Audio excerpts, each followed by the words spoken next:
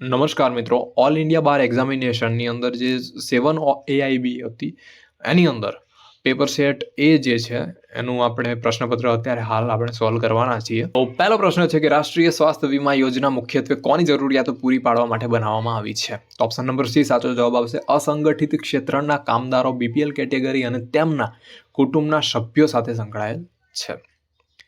ચલો, નેક્સ્ટ પ્રશ્ન છે કે પુરુષો અને સ્ત્રીઓ માટે સમાન કામ માટે સમાન વેતનની ઘોષણા ભારતના સંવિધાનના કયા આર્ટિકલ હેઠળ કરવામાં આવી છે? તો આર્ટિકલ 39D હેઠળ. ઓપ્શન નંબર બી સાચો જવાબ આવશે.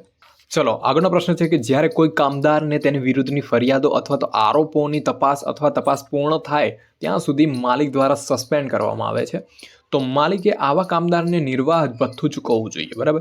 તો આ જે જોગવાઈ કરવામાં આવેલી છે તે ઔદ્યોગિક રોજગાર જે સ્થાયી હુકમો છે એ અધિનિયમ 1946માં કયા વર્ષની અંદર આ જોગવાઈ દાખલ કરવામાં આવેલી હતી? તો ઓપ્શન નંબર બી સાચો જવાબ આવશે. 1982ની અંદર આ જોગવાઈ દાખલ કરવામાં આવેલી હતી, જેનો હેતુ કામદારને તપાસ દરમિયાન જે આર્થિક મુશ્કેલીઓનો સામનો કરવો પડે છે તેવી સ્થિતિને ટાળવાનો છે. ચલો, આગળનો પ્રશ્ન છે કે શું કોઈ માલિકની કર્મચારીઓ હડતાળ પર જતા હોય અથવા તો ધીમી ગતિએ કામ કરતા હોય તો તે સમયગાળા માટે તપાસ કર્યા વિના એક તરફી રીતે વેતન કાપવાનો અધિકાર છે કે કેમ, તે અંગેનો એક અગ્રણી કેસ આપ્યો હતો. એ કયો કેસ છે? તો ઓપ્શન નંબર એ સાચો જવાબ આવશે કે bank of India versus TS Kelawala and others.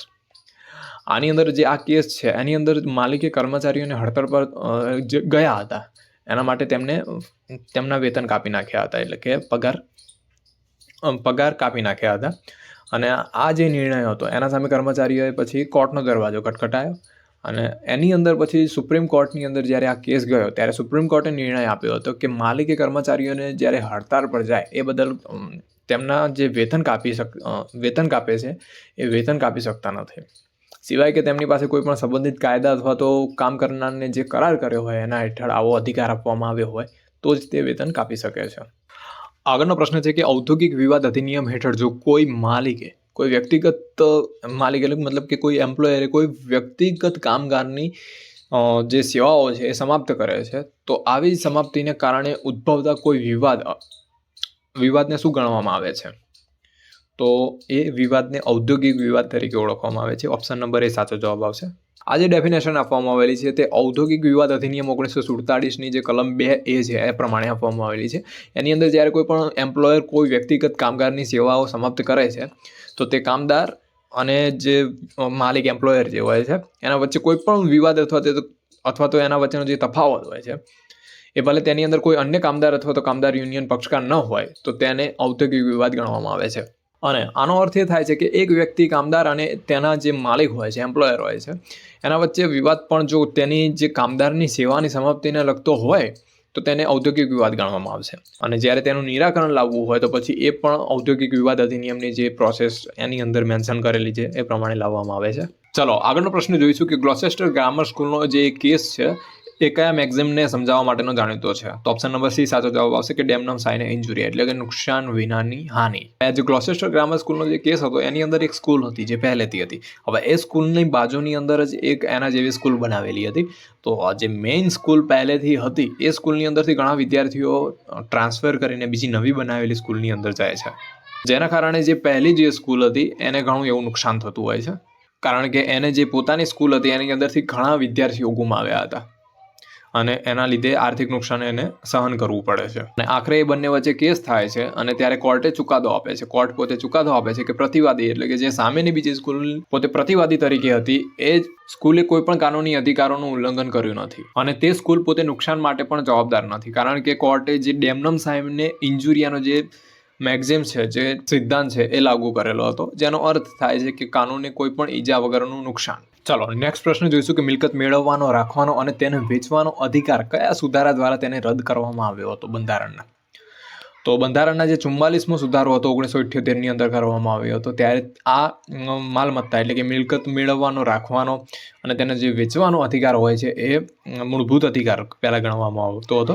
એને રદ કરવામાં આવ્યો હતો. જે અધિકાર હકીકતની અંદર આર્ટિકલ 19(1)F ની અંદર માન્ય હતો, પરંતુ આ જે સુધારો કરવામાં આવ્યો એના પછી જે આ મિલકત મેળવવાનો, રાખવાનો અને વેચવાનો જે અધિકાર હતો એને રદ કરી નાખવામાં આવેલો હતો અને એને હટાવીને અત્યારે હાલ જે સામાન્ય કાનૂની અધિકાર તરીકે ગોઠવવામાં આવ્યો છે. ચલો આગળનો પ્રશ્ન જોઈશું કે નીચેની અંદરથી કયું રાજ્યની વ્યાખ્યાની અંદર આવરી લેવામાં આવેલું છે. સ્ટેટની જે ડેફિનેશન આપવામાં આવેલી છે એની અંદર આવરી લેવાયું છે.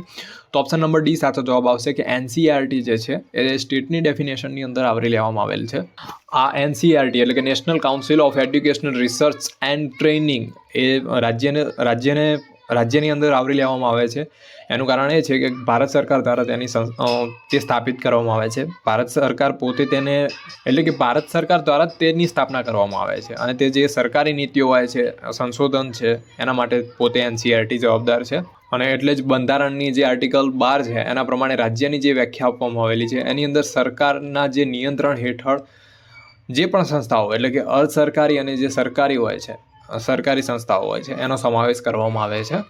ચલો આગળનો પ્રશ્ન છે કે રાષ્ટ્રીય સંરક્ષણ રણનીતિ અને પર્યાવરણ અને વિકાસ માટેની નીતિ ઘોષણા ભારતની એક મહત્વપૂર્ણ પર્યાવરણ નીતિ છે. તો તે કયા વર્ષની અંદર પસાર કરવામાં આવી હતી? તો 1992ની અંદર. ઓપ્શન નંબર સી આની અંદર સાચો જવાબ આવશે. ચલો આગળનો પ્રશ્ન છે કે પર્યાવરણ સંરક્ષણ અધિનિયમ 1986ની કઈ કલમની અંદર પર્યાવરણની વ્યાખ્યા આપવામાં આવેલી હતી? તો ઓપ્શન નંબર એ સાચો જવાબ આવશે, કલમ 2A ની અંદર. એ કલમ પ્રમાણે આપણે જોવા જઈએ તો પર્યાવરણની અંદર પાણી, હવા, જમીન અને તેની વચ્ચેના પરસ્પર સંબંધોનો સમાવેશ થાય છે. અને એ કલમની અંદર સાથે સાથે જે આ ભૌતિક પરિબળો છે એ ખાલી ભૌતિક પરિબળો જ નહીં પરંતુ તેની સાથે જૈવિક અને રાસાયણિક પરિબળોનો પણ સમાવેશ કરવામાં આવે છે. ચલો આગળનો પ્રશ્ન જોઈશું કે પોલ્યુટર પેઇઝ પ્રિન્સિપલનો શું અર્થ થાય છે? તો ઓપ્શન નંબર એ આની અંદર સાચો જવાબ આવશે કે જે પ્રદૂષણ કરે છે તે પ્રદૂષણના ખર્ચ ભરે છે, કારણ કે તે પ્રદૂષણ માટે જવાબદાર છે. આગળનો પ્રશ્ન છે કે પ્રદૂષણ એ નાગરિકની ભૂલ છે અને તે સમુદાયના તમામ સભ્યો સામે અપકૃત્ય ગણાય છે, એટલે કે ટોર્ટ ગણાય છે. તેથી જે વ્યક્તિ પ્રદૂષણ પેદા કરવા માટે દોષી છે તેને પર્યાવરણની પુનઃસ્થાપના માટે નુકસાન વળતર ચૂકવવું પડે છે. તેણે ગુનેગારના કૃત્યને કારણે જેમને જે પણ નુકસાન થયું છે તે નુકસાની પણ ચૂકવવી પડે છે. તદુપરાંત ગુનેગારને નુકસાની ચૂકવવા માટે તે પોતે જવાબદાર છે, એટલે તેને જવાબદાર ઠેરવી શકાય છે, જેથી તે અન્ય લોકો માટે કોઈ પણ રીતે તે પ્રદૂષણ ન કરી શકે અને તે માટે અવરોધક તરીકે કામ કરે છે. જો કે કોઈ કાયદાકીય વિધિ અને સંબંધિત કાયદાકીય જોગવાઈઓ હેઠળ દોષિત ઠરાવ્યા વિના અદાલત કોઈને દંડ ફટકારી શકે નહીં. આ નિયમ કયા કેસની અંદર કરવામાં આવ્યું હતું? તો ઓપ્શન નંબર એ સાચો જવાબ આવશે કે જે ફેમસ કેસ છે પ્રદૂષણ માટેનો MC મહેતા વર્સિસ કમલનાથનો, એની અંદર એ જોગવાઈ કરવામાં આવેલી હતી. ચલો નેક્સ્ટ પ્રશ્ન જોઈશું આપણે. નેક્સ્ટ પ્રશ્ન છે કે ભારત આંતરરાષ્ટ્રીય જૈવિક વિવિધતા સંમેલન એટલે કે ઇન્ટરનેશનલ કન્વર્સેશન ઓન બાયોલોજી ડિવર્સિટીનો પક્ષ કયા વર્ષની અંદર બન્યું હતું? તો 1994ની અંદર. ઓપ્શન નંબર સી સાચો જવાબ આવશે. આ સંમેલન જૈવ વિવિધતાના સંરક્ષણ અને સદુપયોગ માટે કામ કરે છે. ભારત પણ આ જે પરિષદ છે, આ સંમેલન છે, એનો સક્રિય સભ્ય છે. ચલો નેક્સ્ટ પ્રશ્ન જોઈશું આપણે કે એ એક રેલવે કંપની છે જે એક કંસાઈની તરીકે માલસામાનના કબજામાં છે. તે માલસામાનની અંદર લેટ ફી અને લોકેશન ફી સિવાય દાવો થતો નથી, બરાબર, પરંતુ બી અને સી દ્વારા એકબીજાના વિરોધમાં દાવો કરવામાં આવ્યા છે. તો એ શું કરી શકે છે? તો એક ઇન્ટરપ્લીડર દાવો દાખલ કરી શકે છે. હવે આની અંદર એક શબ્દ આવ્યો છે ઇન્ટરપ્લીડર, ઘણીવાર એક્ઝામની અંદર પૂછાઈ શકે છે AIBની. તો આ જે ઇન્ટરપ્લીડર દાવો છે એક કાનૂની કાર્યવાહી છે કે જેની અંદર કોઈ વ્યક્તિ જેની પાસે કોઈ મિલકત છે અને તેના પર 2 કે તેથી વધુ પક્ષો દાવો કરે છે તો તે કોર્ટની અંદર દાવો દાખલ કરી શકે છે, જેથી કોર્ટ નક્કી કરી શકે કે કોણ સાચો દાવેદાર છે. એમ ઉપરના જે કિસ્સો હતો, જે ઉદાહરણ આપેલું હતું, એની અંદર રેલવે કંપની એટલે કે એ તે પોતે માલસામાનના કબજામાં છે પરંતુ તે માલસામાનની અંદર કોઈ દાવો કે હિસ્સો કરતી નથી, જ્યારે બી નામની વ્યક્તિ અને સી નામની વ્યક્તિ છે એ માલસામાનનો દાવો કરી રહ્યા છે. તેથી એ કોર્ટને સાચો દાવેદાર નક્કી કરવા માટે ઇન્ટરપ્લીડરનો દાવો દાખલ કરી શકે છે અને પોતાની જવાબદારીમાંથી મુક્ત થઈ શકે છે. ચલો આગળનો પ્રશ્ન જોઈશું કે CRPCની અંદર કલમ 93(1)C ની અંદર જે એક શબ્દ વપરાયેલ છે ઇન્સ્પેક્શન. હવે આ શબ્દનો અર્થ શું થાય છે? તો ઓપ્શન નંબર સી સાચો જવાબ આવશે આની અંદર, એટલે કે સ્થળ અને જગ્યા. હવે આ જે CRPCની કલમ 93(1)C જે છે એ પ્રમાણે કોર્ટ કોઈ પણ તપાસ, ટ્રાયલ અથવા તો અન્ય કાનૂની કાર્યવાહીની અંદર મદદ કરવા માટે સામાન્ય તપાસ અથવા તો સ્થળ અથવા તો જગ્યાના નિરીક્ષણ માટે સર્ચ વોરંટ જારી કરે છે. આ જે પ્રોસેસ છે એ સામાન્ય રીતે ત્યારે કરવામાં આવે છે કે જ્યારે કોઈ પણ એવિડન્સ હોય છે, પુરાવો હોય છે, એનું કોઈ ચોક્કસ સ્થાનની જાણકારી ના હોય ત્યારે. ચલો આગળનો પ્રશ્ન જોઈશું કે CRPCની કલમ 161 હેઠળ તપાસ દરમિયાન નોંધાયેલું જે નિવેદન હોય છે એ ટ્રાયલ દરમિયાન કયા હેતુ માટે વાપરી શકાય છે? તો ઓપ્શન નંબર બી સાચો જવાબ આવશે કે સાક્ષીઓનો વિરોધ કરવા માટે. ઓપ્શન નંબર બી એની અંદર સાચો છે. જે ક્રિમિનલ પ્રોસિજર કોડ છે એની કલમ 161 છે એ પ્રમાણે જે નિવેદનનો ટ્રાયલ બે રીતે વાપરી શકાય છે, કે તો સાક્ષીઓના સમર્થન કરવા માટે અને સાક્ષીનો વિરોધ કરવા માટે. સાક્ષીના સમર્થન માટે જે નિવેદન લેવામાં આવેલું હોય છે એ આ નિવેદન સુસંગત હોય છે તો સાક્ષીના નિવેદનના સમર્થન માટે ઉપયોગ કરી શકાય છે. અને જ્યારે સુસંગત ના હોય એ નિવેદન, જે 161 હેઠળ નોંધવામાં આવેલું જે નિવેદન સુસંગત ના હોય ત્યારે એ નિવેદન વિરોધ કરવામાં આવે છે, સાક્ષીનો વિરોધ કરવામાં આવે છે એમ. ચલો આગળનો પ્રશ્ન જોઈએ કે જો કોઈ આરોપી પર મોટા ગુનાનો આરોપ મૂકવામાં આવ્યો હોય પરંતુ તે હેઠળ દોષિત ઠર્યો ન હોય તો તે નાના ગુના માટે દોષિત ઠરી શકે છે. જો સ્થાપિત તથ્યો સૂચવે કે આવો નાનો ગુનો કરવામાં આવ્યો છે તો આ નિર્ણય કયા કેસની અંદર હતો? તો ઓપ્શન નંબર બી આની અંદર સાચો જવાબ આવશે કે હિમાચલ પ્રદેશ વર્સિસ તારા દત્તા. આગળનો એક મેક્ઝિમ વિશેનો પ્રશ્ન છે કે એક્સ ડોલોમોલો ઓરિટો એક્ટિયોનો અર્થ શું છે? તો ઓપ્શન નંબર સી સાચો જવાબ આવશે કે અનૈતિક કૃત્ય પર કોઈ કાર્યવાહી થતી નથી. જે આ મેક્ઝિમ છે એ એમ કહે છે કે જો કોઈ વ્યક્તિ કોઈ ગેરકાયદેસર અથવા તો અનૈતિક રીતે કામ કરે છે તો તે આ કામને આધારે કોર્ટમાં જઈને કોઈ પણ પ્રકારની કાર્યવાહી કરી શકતા નથી. દાખલા તરીકે કોઈ વ્યક્તિ ચોરી કરે છે અને ચોરી કરેલી કોઈ પણ વસ્તુ પાછી મેળવવા માટે કોર્ટની અંદર જાય છે તો કોર્ટ તેમની આ અરજી ફગાવી નાખશે સ્વાભાવિક રીતે, કારણ કે તેમને તે જે ચોરીનો ગુનો કરે છે એ ગેરકાયદેસર રીતે છે. આગળનો પ્રશ્ન છે કે જ્યુરલ કરેક્ટિવ ઓફ ઇમ્યુનિટી શું છે? તો ઓપ્શન નંબર બી સાચો જવાબ આવશે અક્ષમતા, ડિસેબિલિટી. ચલો આગળનો પ્રશ્ન જોઈએ કે શાશ્વત કાયદો એ દૈવી આદેશ અથવા તો ઈશ્વરની ઈચ્છા છે જે પ્રાકૃતિક ક્રમને જાળવવાની જરૂરિયાત ધરાવે છે અને તેના ઉલ્લંઘનને પ્રતિબંધિત કરે છે. આ વ્યાખ્યા કોણે આપી હતી? તો ઓપ્શન નંબર બી ઓગસ્ટીને આ વ્યાખ્યા આપવામાં આવેલી હતી. આની અંદર જે શાશ્વત કાયદો છે એક દાર્શનિક અને ધાર્મિક ખ્યાલ છે જે જણાવે છે કે કુદરતી નિયમો અને નૈતિકતા એ ઈશ્વર દ્વારા સ્થાપિત શાશ્વત સિદ્ધાંતો પર આધારિત છે. અને એટલે જ ઓગસ્ટીને એમ કહ્યું છે કે ઈશ્વરે બ્રહ્માંડ અને તેમાંના તમામ નિયમો બનાવ્યા છે. આ નિયમો હંમેશા માટે છે અને તેને તોડી શકાતા નથી. આ નિયમો નૈતિક અને અનૈતિક વચ્ચેનો ફરક નક્કી કરે છે. આગળનો નેક્સ્ટ પ્રશ્ન છે કે સરકાર તેના શ્રેષ્ઠ સ્થાનમાં પણ માત્ર એક જરૂરી બુરાઈ છે અને તેના ખરાબ સ્થાનમાં પણ એક અસહ્ય બુરાઈ છે. આ વાક્ય કોણે કહ્યું હતું? તો થોમસ પેઇને કહ્યું હતું. થોમસ પેઇનનો આ વિશેનો અર્થ એમ થાય છે કે સરકાર એક જરૂરી છે, દરેક માટે એક જરૂરી વસ્તુ કહેવાય, પરંતુ ઘણીવાર એ પણ થતું હોય છે કે સરકાર પોતે લોકો માટે બોજ બની જતી હોય છે. ચલો નેક્સ્ટ પ્રશ્ન જોઈશું કે ભારતના સંવિધાનની અંદર કયા કલમો હેઠળ એટલે કે કઈ આર્ટિકલ પ્રમાણે ટ્રિબ્યુનલને અર્ધ ન્યાયિક વહીવટી નિર્ણયના સાધન તરીકે માન્યતા આપવામાં આવી હતી? તો ઓપ્શન નંબર બી સાચો જવાબ આવશે કે આર્ટિકલ 323A અને 323B ની અંદર.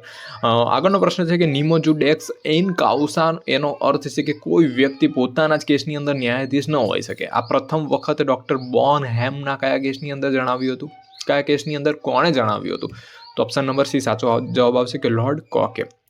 નેક્સ્ટ પ્રશ્ન છે કે ભારતીય વકીલ પરિષદને નિયમો બનાવવાની સામાન્ય સત્તા ભારતીય વકીલ અધિનિયમ એટલે કે એડવોકેટ એક્ટની કલમ કઈ કલમ હેઠળ આપવામાં આવી હતી? તો 49 કલમ જે 49 છે એના પ્રમાણે આપવામાં આવેલી હતી, કે જે આ એડવોકેટ એક્ટની કલમ 49 છે એના પ્રમાણે જે વકીલ પરિષદ હોય છે અને વકીલોના વ્યવસાયને જે લગતા નિયમો બનાવવામાં આવે છે અને સાથે સાથે તેની જે નૈતિકતા હોય છે, વ્યવહાર હોય છે, એનું જે ફી લેવામાં આવે છે, એનું જે સ્ટ્રક્ચર હોય છે અને એના સાથે બીજી કોઈ ઘણી અન્ય જે બાબતો હોય છે એ મેન્શન કરવામાં આવેલ છે.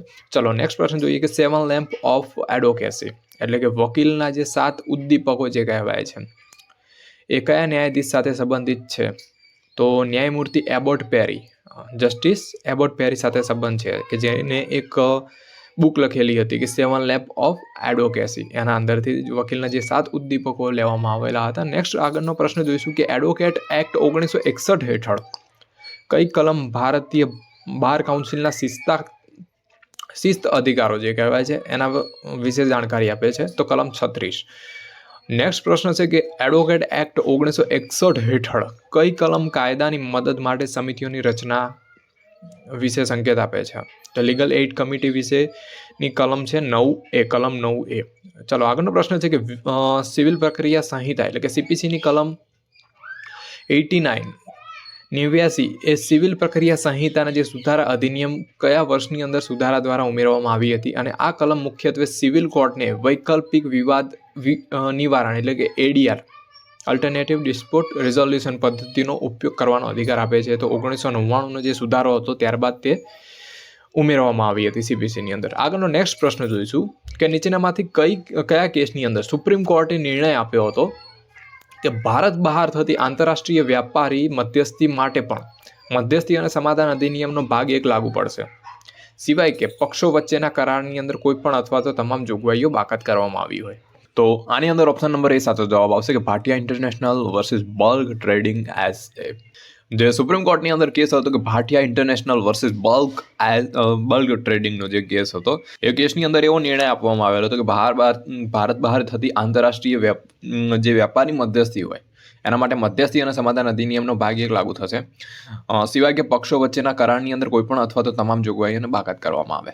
ચલો, આ નિર્ણયનું જે મહત્વ હતું એ પ્રમાણેનું હતું કે ભારતની અંદર આંતરરાષ્ટ્રીય વ્યાપારી મધ્યસ્થીને એક જાતનું કહેવાય કે પ્રોત્સાહન આપવું અને સાથે સાથે જે વિદેશી કંપનીઓને પણ જે ભારતના જે કાયદા છે એના હેઠળ મધ્યસ્થી કરાવી શકાય છે. આ નિર્ણય નેક્સ્ટ પ્રશ્ન છે કે કાયદાકીય સેવા સત્તામંડળ 1987 હેઠળ લોક અદાલતો એટલે પરમેનન્ટ લોક અદાલતની વાત છે, કાયમી લોક અદાલતોની સ્થાપના કઈ કલમ હેઠળ કરવામાં આવે છે? તો 22B હેઠળ. જે કાયમી લોક અદાલતની સ્થાપના હોય છે અધ્યક્ષ અને 2 સભ્યો સાથે કાયમી સંસ્થાઓ તરીકે કામ કરવામાં આવે છે. પરિવહન, ટપાલ, ટેલિગ્રાફ જેવી જે જાહેર ઉપયોગિતાની જે સેવાઓ છે એવા જે કેસ હોય છે એનું સમાધાન કાયમી જે પરમેનન્ટ લોક અદાલત હોય છે એના દ્વારા કરવામાં આવે છે. 1 કરોડ સુધીનું જેનું કાર્યક્ષેત્ર હોય છે. ચલો, નેક્સ્ટ પ્રશ્ન જોઈએ કે વિદ્યમાન હકીકતોના સંદર્ભમાં અર્થહીન દસ્તાવેજના પુરાવાના શું કહેવામાં આવે છે? તો ગુપ્ત અસ્પષ્ટતા એટલે કે લેટેન્ટ એમ્બિગ્યુઇટી. ભારતીય પુરાવા અધિનિયમનો આ પ્રશ્ન છે, કલમ 95ની અંદર તેનું વર્ણન કરવામાં આવેલ છે. આગળનો નેક્સ્ટ પ્રશ્ન છે કે મૂળ દસ્તાવેજ સૌથી સારો પુરાવો છે. આ નિયમનો અપવાદ ક્યાં સમાવિષ્ટ કરવામાં આવે છે? તો બેન્કર બુક એવિડન્સ એક્ટની અંદર જે મૂળ દસ્તાવેજ સૌથી સારો પુરાવો છે એનો અપવાદ એટલે કે એક્ઝમ્પશન્સ એની અંદર મેન્શન કરવામાં આવેલી છે. અને આ જે કાયદો છે એ મૂળ દસ્તાવેજના નિયમનો અપવાદ આપે છે. આ જે અધિનિયમ છે, આ જે કાયદો છે એ બેન્કોના અને જે રેકોર્ડ પ્રમાણિત કરવાની જે નકલો હોય છે એ અદાલતની અંદર પુરાવા તરીકે રજૂ કરવાની મંજૂરી આપતી હોય છે. આનો અર્થ સ્વાભાવિક રીતે એ થતો હોય છે કે મૂળ દસ્તાવેજ કે જે બેંકની અંદર રેકોર્ડની અંદર હોય છે, મૂળ દસ્તાવેજ હકીકતની અંદર કે જે બેંકના રેકોર્ડની અંદર હોય છે એ રજૂ કરવાની કોઈ જરૂર હોતી નથી. આગળનો પ્રશ્ન છે કે ડોક્ટ્રિન ઓફ ઇલેક્શન એ આધાર પર સ્થાપિત છે કે જે વ્યક્તિ કાયદેસરનો દસ્તાવેજ જે ઇન્સ્ટ્રુમેન્ટ કહેવાય છે, નેગોશિયેબલ ઇન્સ્ટ્રુમેન્ટના જે દસ્તાવેજ તરીકે ઓળખવામાં આવે છે એ ઇન્સ્ટ્રુમેન્ટની વાત છે. આ ઇન્સ્ટ્રુમેન્ટનો જે લાભ લે છે તેને શું કરવું જોઈએ? તો બોજ ઉઠાવવો જોઈએ. જ્યારે કોઈ પણ વ્યક્તિ જે આ ઇન્સ્ટ્રુમેન્ટનો લાભ લે છે ત્યારે તે વ્યક્તિએ જે ઇન્સ્ટ્રુમેન્ટ હેઠળ બોજ ઉઠાવવા જોઈએ છે. ઓપ્શન નંબર D સાચો જવાબ આવશે આની અંદર. મતલબ કે આપણે કોઈ પણ એક સરળ ઉદાહરણ દ્વારા આને વધારે સમજવાનો પ્રયત્ન કરીએ. કોઈ પણ વ્યક્તિને એને વિલ અથવા તો વસિયતનામું કરી આપ્યું હોય, તો વસિયતનામાની અંદર જે પ્રોપર્ટી હોય છે એ પ્રોપર્ટીની અંદર જે પણ બોજાઓ હોય છે, જે પણ વચનો એની અંદર મેન્શન કરેલા હોય છે કે જે પણ ભરપાઈ કરવા માટેના જે બોજાઓ એની અંદર લખેલા હોય છે, એ જે લોકો એ વસિયતનામું લે છે, જે પણ વ્યક્તિ એનો લાભ લે છે, જે પ્રોપર્ટીનો લાભ લે છે, એની અંદર જે મેન્શન કરેલા બોજાઓ હોય છે, જે ધિરાણ લીધેલું હોય છે પહેલાંથી, કોઈ પણ સેવા સહકારી મંડળીનો બોજો લીધેલો હોય કે કોઈ પણ જાતના બોજાઓ લીધેલા હોય છે, એ પણ એ વચન લેનાર હોય છે અથવા તો એ વિલ લેનાર હોય છે, એને સ્વીકારવા પડે છે. આગળનો પ્રશ્ન છે કે જાળવણીના હુકમના અમલ માટે મર્યાદાનો જે તારીખે બાકી છે તે તારીખથી સમયગાળો કેટલો હોય છે? તો 1 વર્ષ. જાળવણીનો હુકમના અમલ માટેનો જે સમય મર્યાદા છે કેટલી હોય છે? તો 1 વર્ષ. અને 1 વર્ષની અંદર તે કાર્યવાહી ચાલુ ના કરે અને પ્રોસિડિંગ ચાલુ ના કરે તો તે પછી હુકમ અમલની અંદર આવે નહીં. ચાલો નેક્સ્ટ પ્રશ્ન જોઈએ કે નીચેનામાંથી કયા કાયદા બનાવતી સંધિઓ કયા ક્રમની અંદર થઈ હતી તે ઓળખાવો. આની અંદર ઓપ્શન નંબર C સાચો જવાબ આવશે. એટલે પહેલાં કે the general agreement on tariff થયું હતું, એના પછી Vienna convention on consular relation થયું હતું, અને એના પછી લાસ્ટની અંદર ત્રીજું એટલે કે ધ ડિક્લેરેશન ઓફ પેરિસ થયું હતું. ચલો નેક્સ્ટ પ્રશ્ન જોઈએ કે નીચેના પૈકી કયા સિદ્ધાંત પ્રમાણે એક કરારમાં ભાગ લેનારા પક્ષો તેના સત્યતા સાથે માન્ય રાખવા માટે બંધનકારક છે? તો ઓપ્શન નંબર D સાચો જવાબ આવશે કે પેક્ટા શુટ સર્વાન્ટ. એટલે કે પેક્ટા સન્ટ સર્વાન્ટ જે છે એ એક લેટિન મેગઝીન તરીકે ઓળખાય છે. એની અંદર એનું આપણે નોર્મલી ગુજરાતી કરીએ તો કરારોનું પાલન થવું જોઈએ. અને આ જે આંતરરાષ્ટ્રીય કાયદાનો જે કહેવાય એક મૂળભૂત પ્રકારનો સિદ્ધાંત છે. અને ઉપરના પણ 3 ઓપ્શન નંબર A, B અને જે C છે એની અંદર જો ડ્રાગો ડોક્ટ્રિન છે, આશ્રયનો હક એટલે કે રાઇટ ઓફ એસાઇલમ છે, સમાનતાનો સિદ્ધાંત છે, એના વિશે પણ આપણે થોડી માહિતી આપી દઈએ કે જેથી કરીને નેક્સ્ટ કોઈ એવો પ્રશ્ન પૂછાય તો જાણકારી મળી રહે. તો આની અંદર જે ડ્રાગો ડોક્ટ્રિન છે, ડ્રાગો જે સિદ્ધાંત છે એ સિદ્ધાંત પ્રમાણે એક દેશ પોતાના રાષ્ટ્રનું દેવું ચૂકવવા માટે વિદેશી દબાણનો ઉપયોગ કરી ના શકે. પછી આ જે રાઇટ ઓફ અસાઇલમ છે એના વિશે આપણને માહિતી ઘણી હોય છે કે એક ફોરેનની અંદર જે આશ્રયનો અધિકાર છે એના સાથે છે. એટલે કે કોઈ પણ એક દેશ અન્ય દેશના જે શરણાર્થીઓ હોય છે એને આશ્રય આપવાનો અધિકાર હોય છે, એ રાઇટ ઓફ અસાઇલમ તરીકે ઓળખવામાં આવે છે. અને આગળ જે છે કે ડોક્ટ્રિન ઓફ ઇક્વિલિટી એટલે જે સમાનતાનો જે સિદ્ધાંત છે એના પ્રમાણે છે કે તમામ રાષ્ટ્રો ભલે તેમના કદ કે શક્તિ કંઈ પણ હોય પણ કાનૂની રીતે તે ઇક્વિલિટી છે એટલે કે સમાન છે. નેક્સ્ટ પ્રશ્ન છે કે નીચેનામાંથી કયા ઠરાવ દ્વારા સામાન્ય સભાએ આક્રમણ શબ્દની વ્યાખ્યા અપનાવી હતી?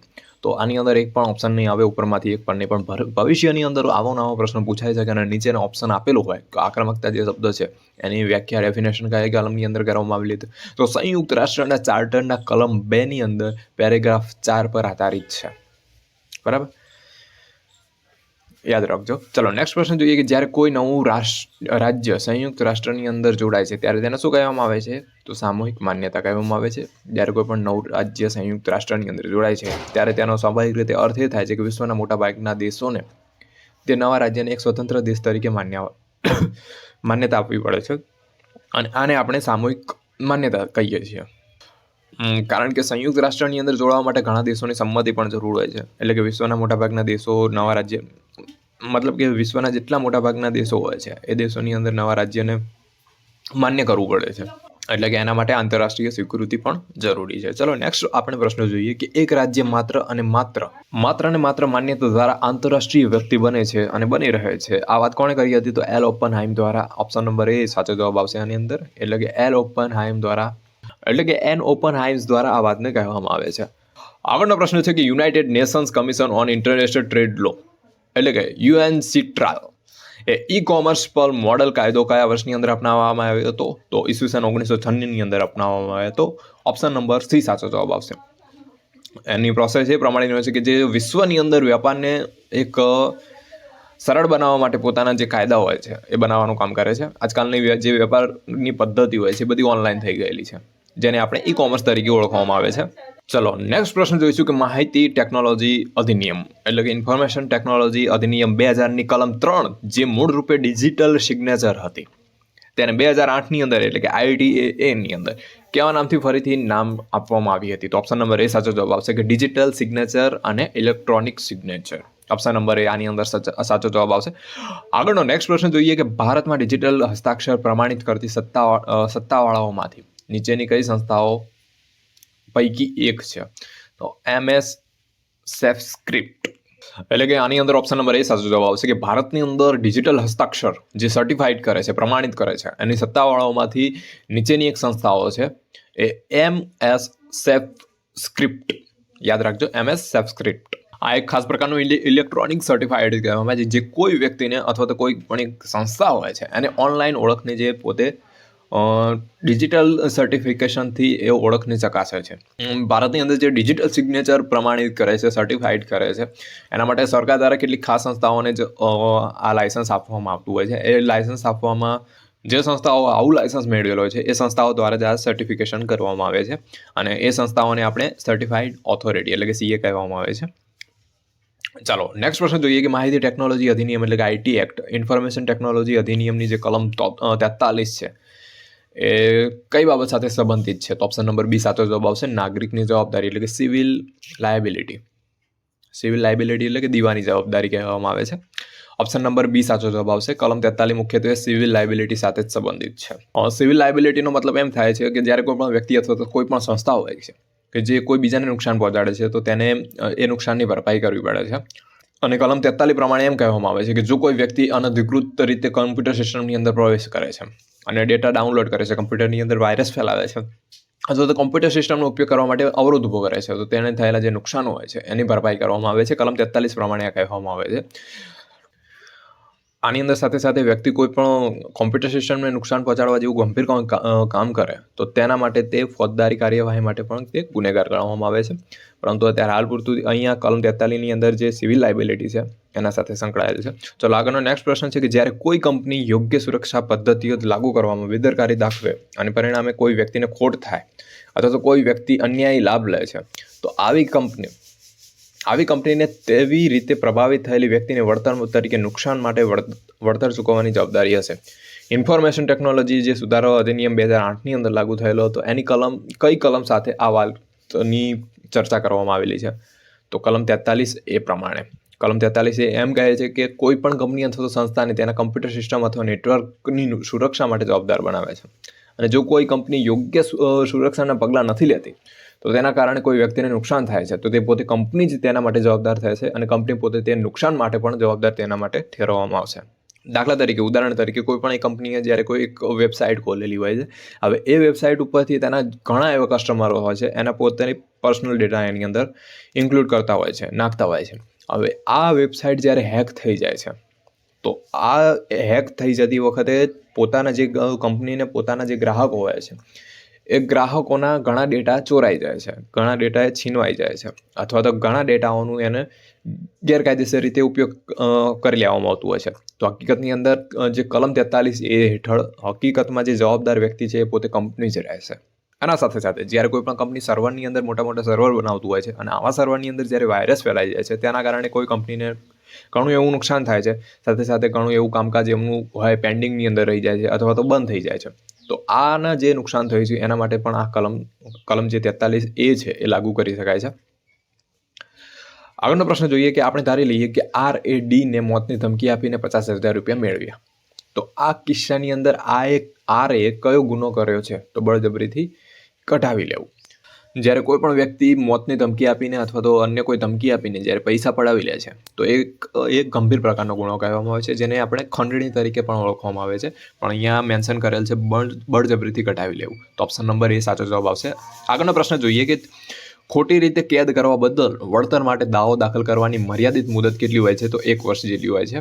આગળનો પ્રશ્ન જોઈશું કે મર્યાદા અધિનિયમ એટલે કે લિમિટેશન એક્ટ 1963ની કલમ 19 મુજબ જો કોઈ દેણદાર અથવા તેનો અધિકૃત એજન્ટ દ્વારા નિર્ધારિત સમય મર્યાદા પૂર્વે કોઈ દેવાની રકમ ચૂકવવામાં આવે તો નવી મર્યાદાનો સમયગાળો ક્યારથી શરૂ થશે? તો ઓપ્શન નંબર B સાચો જવાબ આવશે કે જ્યારે ચૂકવણી કરવામાં આવી હોય ત્યારથી. આપણે એને સમજવા માટે એક ઉદાહરણ દ્વારા જોઈએ. જ્યારે આપણે કોઈ પણ એક લાઇટ બિલની ચૂકવણી કરીએ છીએ તો આ બિલનો જે નવો ચૂકવણીનો સમયગાળો હોય છે તે ચૂકવણીના સમયથી જ ગણવામાં આવશે. કારણ કે જ્યારથી આપણે વીજ કનેક્શન લીધેલું હતું ત્યારથી જે પહેલું એનું બિલ આવ્યું હતું ત્યારથી એની ચૂકવણીની શરૂઆત નહીં થાય. જ્યારે છેલ્લું લાઇટ બિલ ચૂકવી નાખેલું હતું ત્યારથી જ એનો નવી જે ગણતરી છે એના પછી જ થશે. આગળનો નેક્સ્ટ પ્રશ્ન છે કે કંપની કાયદો 2013 મુજબ કંપનીનો જે કાયદો 2013 છે એના પ્રમાણે જે કંપનીની કુલ સંપત્તિ 500 કરોડ રૂપિયા અથવા તો વધુ હોય અથવા તો વળતર 1000 કરોડ રૂપિયા અથવા તો વધુ હોય અથવા નફો 5 કરોડ રૂપિયા અથવા તો તેનાથી વધુ હોય તો તેણે કોર્પોરેટ સામાજિક જવાબદારીની પ્રવૃત્તિઓ પર તેના કુલ નફાના કેટલા ટકા ખર્ચ કરવો ફરજિયાત છે? તો કુલ નફાના 2% જેટલો ખર્ચ કરવો ફરજિયાત બનતો હોય છે. કંપની એક્ટ પ્રમાણે જે કલમ 135 છે એની અંદર CSR એટલે આ જે પ્રોસેસ હતી એને CSR તરીકે ઓળખવામાં આવે છે. એ પ્રમાણે જ્યારે કોઈ કંપનીનું નેટવર્થ 5,000 કરોડ રૂપિયા કરતાં વધારે હોય અથવા જે એનું જે ટર્નઓવર હોય છે 1,000 કરોડ રૂપિયા કરતાં વધુ હોય અને એનો જે પ્રોફિટ છે જે નફો છે એ 5 કરોડ કરતાં વધુ હોય તો તે કંપનીએ પોતાની જે નેટ પ્રોફિટ હોય છે એની અંદરથી 2% કોર્પોરેટ સોશિયલ રિસ્પોન્સિબિલિટી કે જેને CSR તરીકે ઓળખવામાં આવે છે એની અંદર જે આ CSRની જે પ્રોસેસ હોય છે જે CSRની જે પ્રવૃત્તિઓ હોય છે એની અંદર પોતે ખર્ચ કરવાનો જે ફરજિયાત હોય છે એ પોતે તેને જે CSRની અંદરથી 2% જેટલી જે રકમ હોય છે એની અંદર આપવી પડે છે CSRમાં. ચલો આગળનો પ્રશ્ન છે કે માર્ગદર્શિકા કંપનીઓ ખાલી જગ્યા માર્ગદર્શિકા કંપનીઓ માટે ઉપલબ્ધ સૌથી વ્યાપક CSR એટલે કે કોર્પોરેટ સોશિયલ રિસ્પોન્સિબિલિટી અત્યારે હાલ આપણે જોઈ ગયા. એટલે કે ખાલી જગ્યા માર્ગદર્શિકા કંપનીઓ માટે ઉપલબ્ધ સૌથી વ્યાપક CSR સાધનોમાંથી એક છે. તો ઓપ્શન નંબર A સાચો જવાબ આવશે.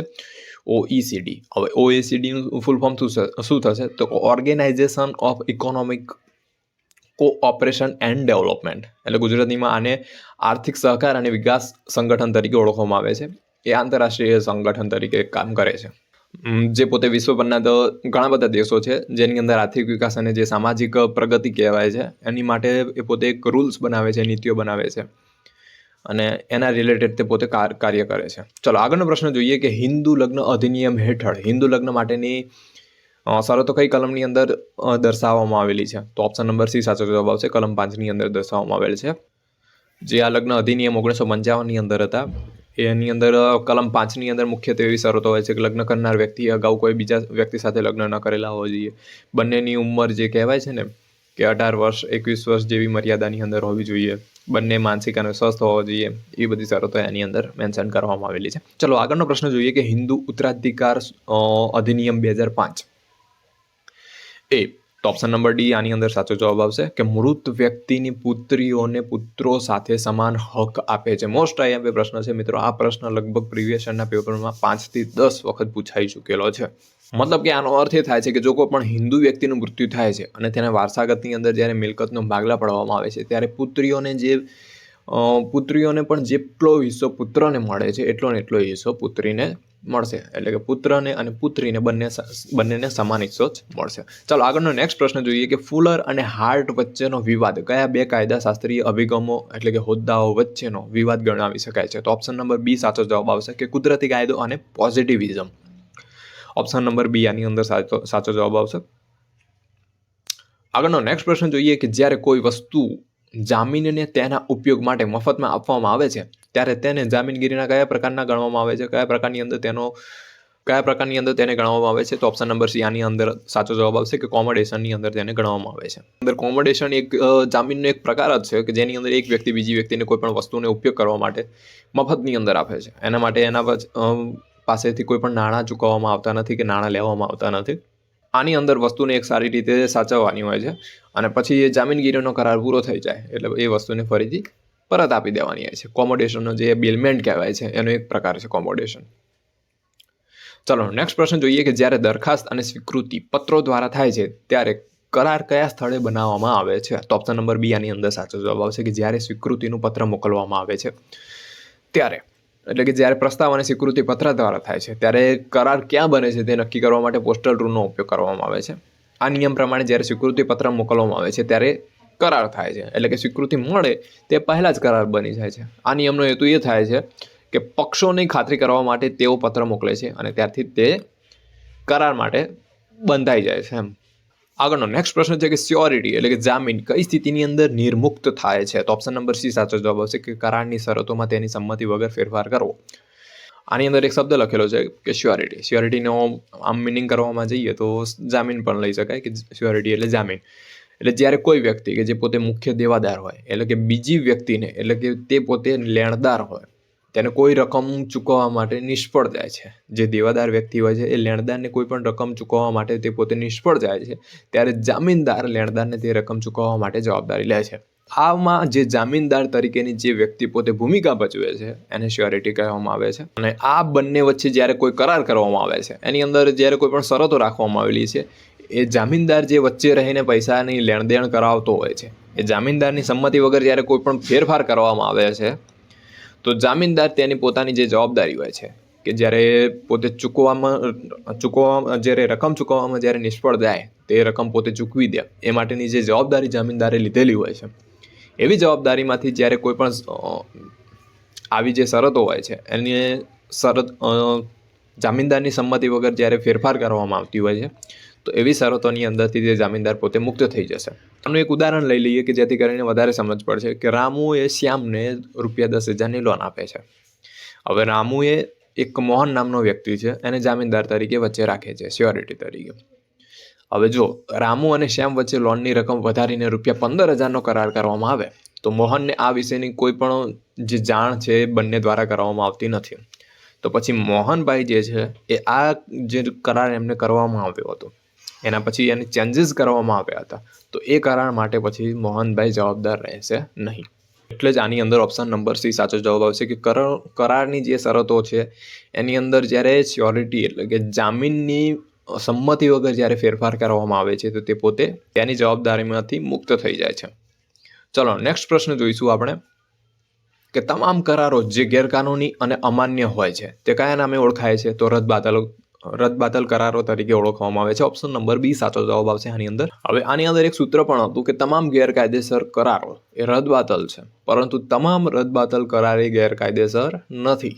ચલો નેક્સ્ટ પ્રશ્ન જોઈએ કે નેગોશિયેબલ ઇન્સ્ટ્રુમેન્ટની કલમમાં અનાદરનો ઉલ્લેખ કઈ કલમની અંદર કરવામાં આવેલો હતો?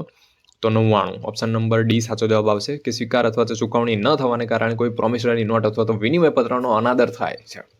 ચલો નેક્સ્ટ પ્રશ્ન છે કે ક્રોસિંગના રદ કરવાની પ્રક્રિયાને કયા નામે ઓળખવામાં આવે છે? તો ઓપ્શન નંબર બી એટલે કે ઓપનિંગ ઓફ ક્રોસિંગ તરીકે ઓળખવામાં આવે છે. ક્રોસિંગ એટલે દરેકને ખ્યાલ હશે કે ચેક પર જે બે સમાંતર રેખાઓ દોરવામાં આવે છે એને ક્રોસિંગ તરીકે ઓળખવામાં આવે છે. મતલબ કે જ્યારે ક્રોસિંગ કરવામાં આવે છે ત્યારે તે બે જે ચેકની રકમ છે એ ખાતાની અંદર જ જમા થાય છે, રોકડની અંદર આપવામાં આવતી નથી. નેક્સ્ટ પ્રશ્ન છે કે મુદતની થાપણના બદલામાં બેંક દ્વારા આપવામાં આવતું નેગોશિયેબલને શું કહેવામાં આવે છે? તો ઓપ્શન નંબર સી સાચો જવાબ આવશે કે થાપણનું પ્રમાણપત્ર એટલે કે ડિપોઝિટ સર્ટિફિકેટ આપવામાં આવે છે. ઓપ્શન નંબર સી આની અંદર સાચો જવાબ આવશે. આગળનો પ્રશ્ન છે કે સટ્ટાબાજી એટલે કે હોડ એ કયા સંજોગો સાથે સંબંધિત છે? ઓપ્શન નંબર ડી સાચો જવાબ આવશે કે ઉપરના કોઈ પણ એટલે કે વર્તમાન ઘટના, ભૂતકાળની ઘટના અને ભવિષ્યની ઘટના સાથે સંબંધિત છે. હવે સટ્ટાબાજી એટલે હોડ એટલે એક જાતની જે શરત રાખવામાં આવે છે એને જે સટ્ટાબાજી અને હોડ તરીકે ઓળખવામાં આવે છે. એટલે કે કોઈ પણ એક અનિશ્ચિત ઘટના હોય છે એના પર પૈસા લગાવવામાં આવે છે ઘણા વ્યક્તિ દ્વારા. એટલે કે કોઈ ઘટના બને તો તને આટલા પૈસા મળશે અને એ ઘટના ના બને તો તને આટલા પૈસા મળશે. જ્યારે આપણે સ્વાભાવિક રીતે દેશી ભાષામાં કહીએ તો કે શરત લગાવી દેવી, એને જ સટ્ટાબાજી અને હોડ તરીકે ઓળખવામાં આવે છે. આની અંદર 3 ઓપ્શન જે આપેલા છે કે વર્તમાન ઘટના, ભૂતકાળની ઘટના અને ભવિષ્યની ઘટના, આના સાથે સંબંધિત છે એ કયા ઉપરથી? તો ઉદાહરણ તરીકે કોઈ રમત દરમિયાન કોણ જીતશે એના ઉપર શરત લગાવવી એ વર્તમાન ઘટના પર આધારિત છે. જ્યારે કોઈ ઐતિહાસિક ઘટના અને એના કોઈ પણ તથ્યો હોય છે એના ઉપર જ્યારે શરત લગાવવામાં આવે છે એ ભૂતકાળની ઘટના પર પણ શરત લગાવી શકાય છે. અને દાખલા તરીકે કોઈ ચૂંટણી હોય અથવા તો કોઈ મેચ હોય છે, ક્રિકેટ રમાતું હોય છે, એની અંદર કોણ જીતશે એના ઉપર જ્યારે હોડ લગાવવામાં આવે છે, શરત લગાવવામાં આવે છે તો એ પછી એ ભવિષ્યની ઘટના સાથે સંબંધિત થઈ જાય છે. એટલે આની અંદર 3 ઓપ્શન સાચા હશે.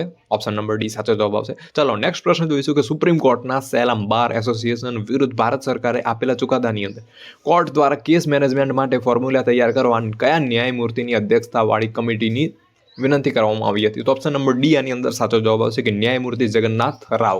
હવે ન્યાયમૂર્તિ જગન્નાથ રાવ આની અંદર ઓપ્શન સાચો છે. તો ભવિષ્યની અંદર કોઈ વાર એવો પ્રશ્ન પૂછાઈ શકે કે ન્યાયમૂર્તિ જગન્નાથ રાવ એ કોણ હતા? તો પૂર્વ એક ન્યાયાધીશ પણ હતા અને લો કમિશન ઓફ ઇન્ડિયા જે હતું, લો કમિશન ઓફ ઇન્ડિયાના પોતે અધ્યક્ષ પણ રહી ચૂકેલા હતા ન્યાયમૂર્તિ જગન્નાથ રાવ. આ જે ઉપરનો જે કેસ છે કે Salem Bar Association versus Government of India, એ જે કેસ છે એ સીપીસીની અંદર જે સુધારાઓ લાગુ પાડવામાં આવેલા હતા એના ઉપર આધારિત આ કેસ હતો.